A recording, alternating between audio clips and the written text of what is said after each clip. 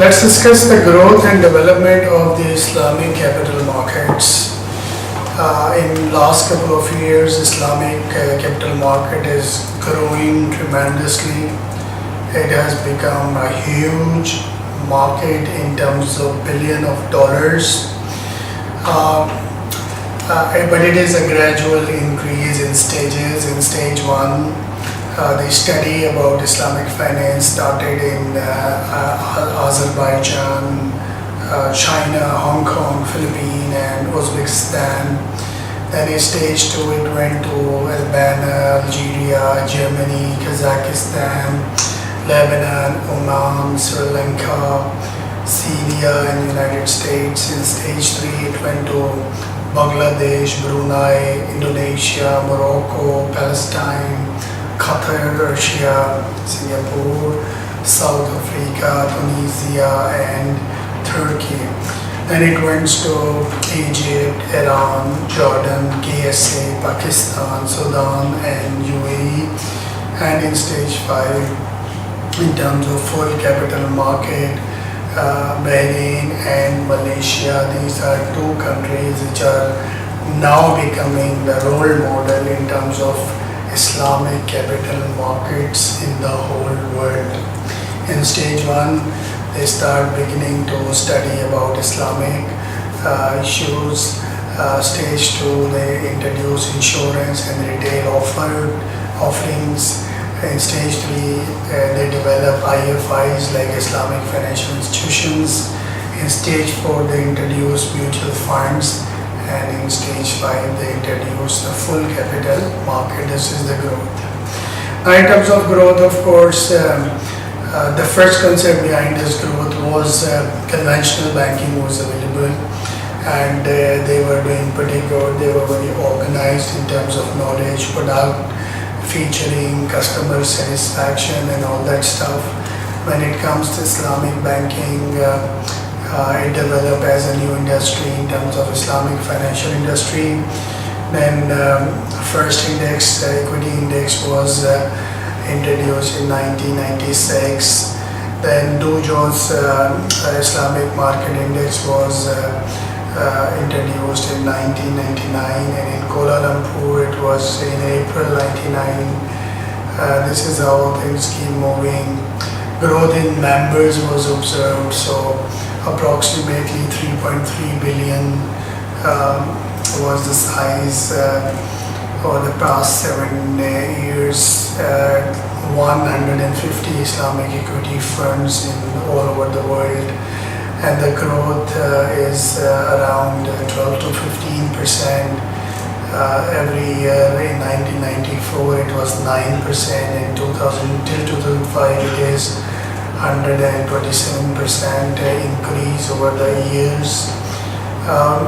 Over the years, a lot of Sharia products were introduced based on market capitalization in terms of equity, bonds, in terms of mutual funds. So these options were being issued to the investors who are really interested in terms of Islamic finance.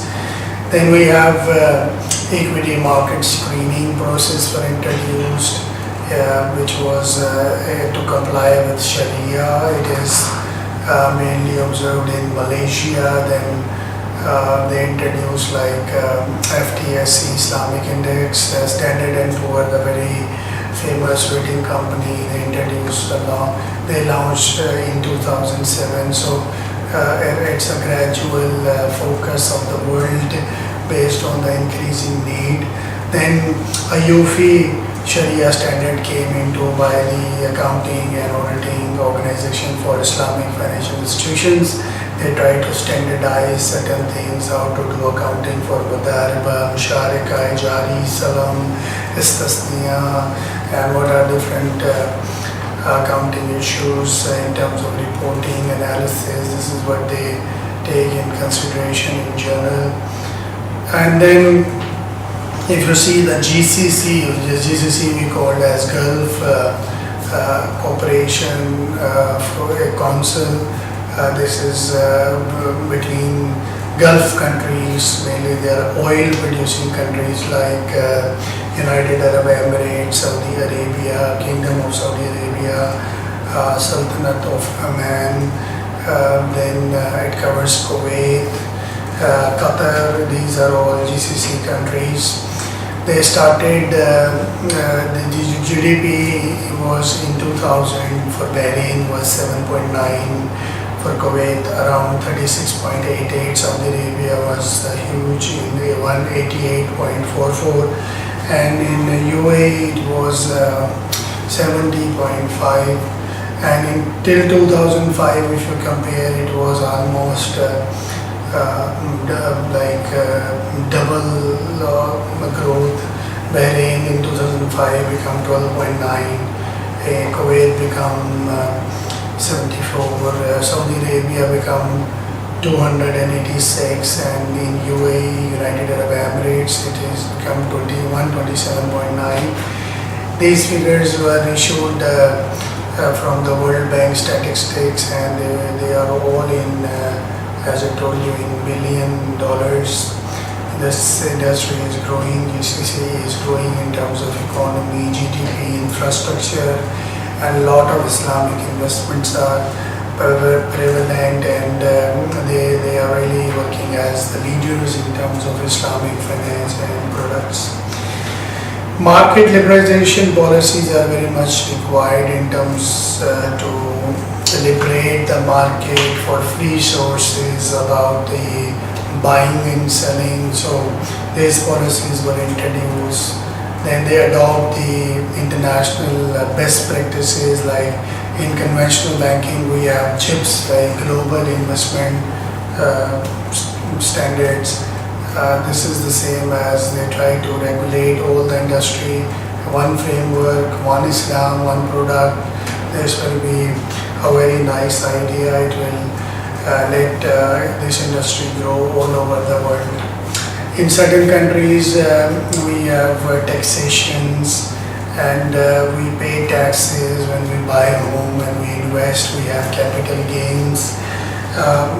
There are certain countries like UK, Malaysia, and Singapore, and a couple of other countries. They try to adjust these tax changes in order to facilitate the Islamic investors. This competition was becoming healthy, and recently, like in 2007, Dubai government appears to be managing over $7 billion of international sukuk, which is a huge contribution to the Islamic bonds market. If you see, there are so many big companies over the period of time, they issue sukuk. We have Dana Gas, we have DP World, which is based in Dubai.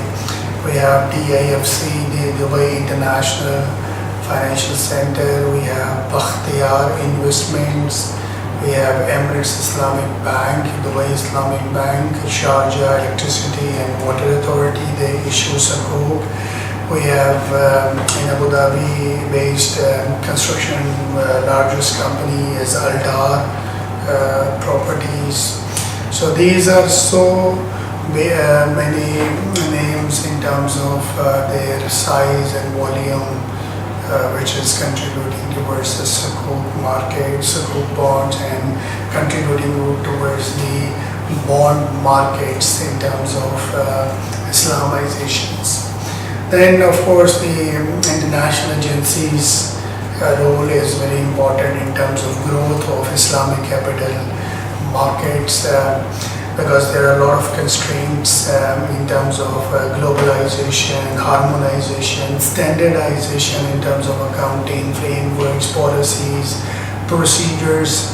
IOFI, that is the accounting and auditing organization for Islamic financial institution, they issue standards in terms of standard number 17 is for sukuk, standard number 20 is for stock commodities, and 21 is for financial papers. There are a lot of lists for the standards which which contributes towards the harmonization. We have Islamic Financial Services Board that is based in Malaysia, that was made in 2002, and mainly it was focused on perceived lack of integrated supervision and regulation on unique risk associated with IFI products. Then we can see International Islamic Financial Markets, that is founded by the central bank and monetary agencies of Bahrain, Brunei, Indonesia, Malaysia, Sudan, and the Islamic Development Bank based in Saudi Arabia. Another important framework is given by International Islamic Rating Agency based on the concept for rating in terms of compliance, other things. It helps bond issuers to improve their categories. There is Liquidity Management Center, which was introduced to manage the global liquidity of the world in terms of Islamic issuance.